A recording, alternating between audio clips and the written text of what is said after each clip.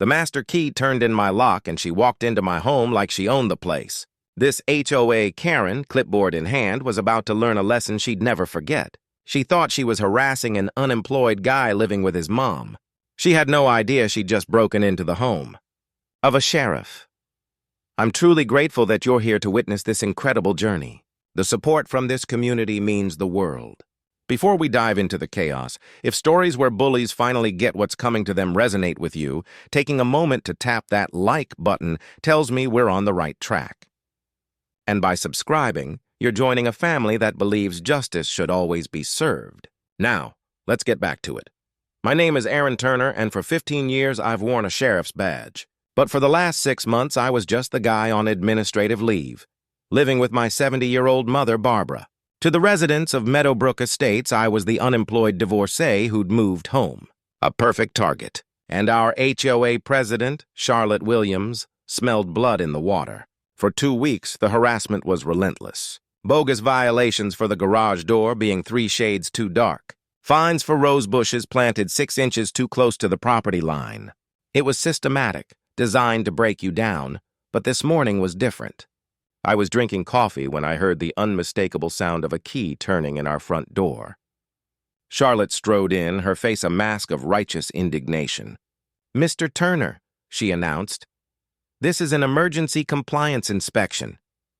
She had a master key, one given to the HOA for true emergencies like fires or floods, and was using it to invade our home.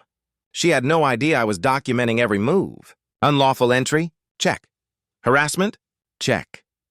She began taking pictures of everything.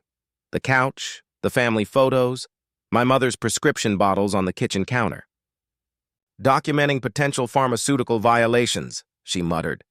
"My mother Barbara has severe asthma. Those medications keep her alive. Seeing this stranger photograph them, judging them, made my blood run cold. I calmly suggested she leave and come back with proper notice. Her reply dripped with condescension. "Emergency inspections don't require notice, Mr. Turner. I suggest you familiarize yourself with the community guidelines." She was weaving her own noose, and I was happy to give her the rope. What she didn't know was that hidden behind old photo albums in my mother's closet was a black box, an old-school hard drive security system I installed years ago. It was recording every second of her illegal entry, creating the first piece of undeniable evidence that would bring her reign of terror to a crashing halt.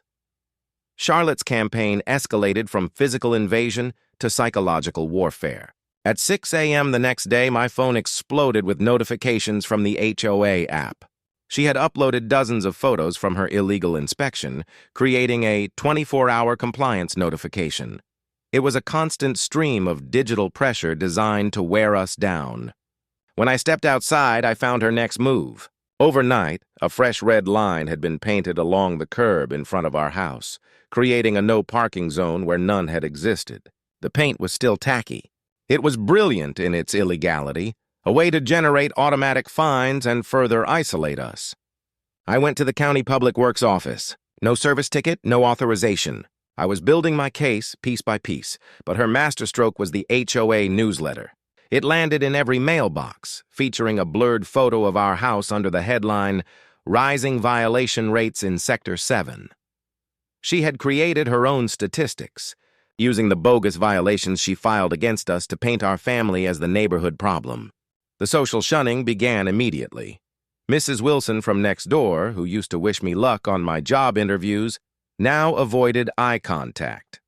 Neighbors crossed the street to avoid walking past our house. Charlotte had weaponized the community against us, but she made a sloppy mistake. In her rush to pad the numbers, 5 of the violations listed in the newsletter were clearly copy-pasted from other addresses. The font was different, and one still listed an address on Oak Street. Document fraud. Check. Meanwhile, a shadow from Charlotte's past was creeping closer. She started receiving cryptic phone calls from an attorney representing the family of a child who had drowned at the community pool 2 years ago, an incident where Charlotte was in charge of safety. The lawyer was reopening the case. Charlotte was being squeezed from 2 sides, the public harassment campaign she was running, and the private panic that her past negligence was about to be exposed. The next Saturday, Charlotte made her boldest move yet. This time she brought backup Marcus Thompson, the HOA's newly appointed and utterly compliant safety chair. "Mr. Turner," she announced on our doorstep, "today's task is an interior safety verification." The master key came out again. This time I let them in, but my phone was out, camera rolling. "I am explicitly denying consent for this entry," I stated, my voice firm and clear. "I am requesting you leave immediately." Charlotte just waved a folder in my face. "Emergency powers override privacy concerns," she sneered. They moved through the house like vultures, photographing smoke detectors and exit paths. But then Charlotte made a critical error. She pivoted from the living areas and headed straight for my mother's bedroom. "I need to verify sleeping area safety," she declared, reaching for the doorknob. I stepped between her and the door. "Ma'am, you stop right there."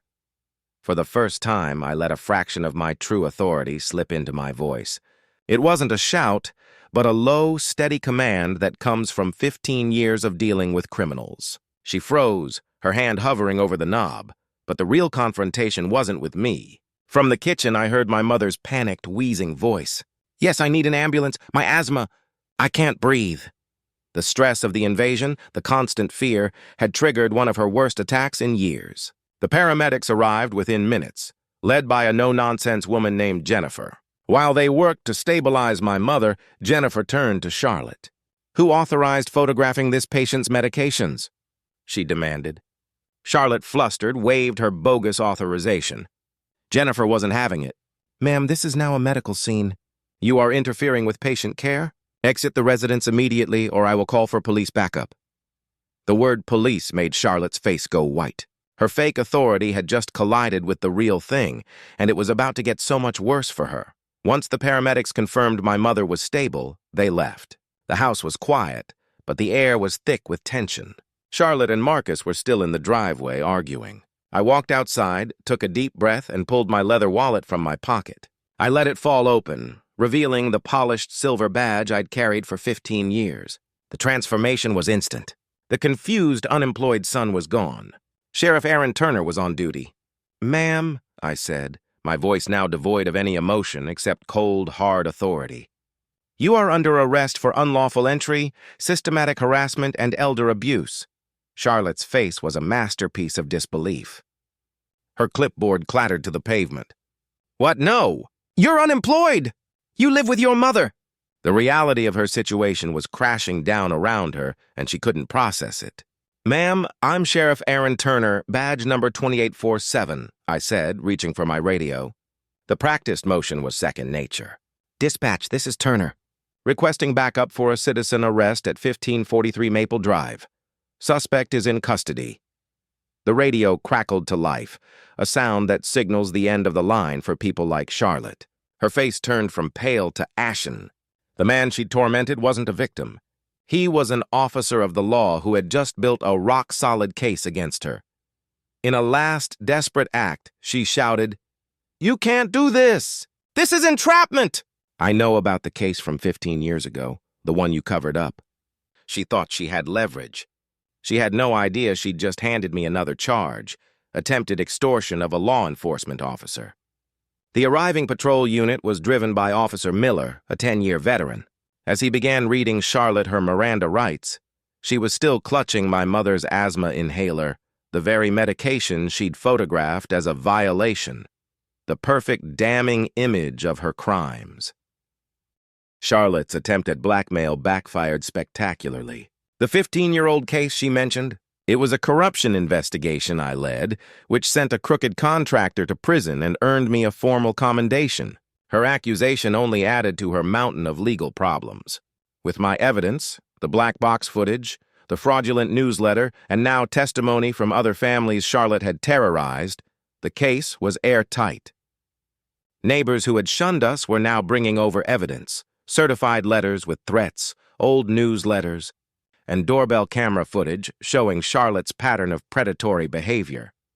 2 months later, Charlotte Williams stood before a judge. The evidence was overwhelming. She pleaded guilty to unlawful entry, harassment, elder abuse, and fraud. Her sentence: 6 months probation, 200 hours of community service and a permanent restraining order. The judge was scathing.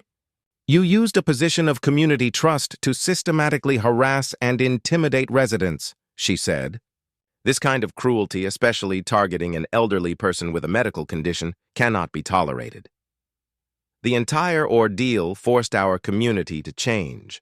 The master keys were abolished. An anonymous reporting system for abuse of power was established. The reign of terror was over.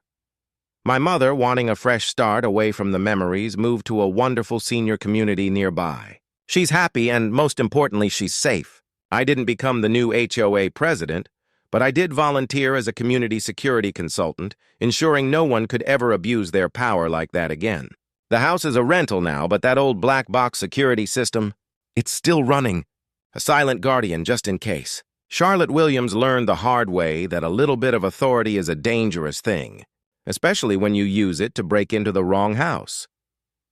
Charlotte's story is a stark reminder that power without accountability is a recipe for disaster.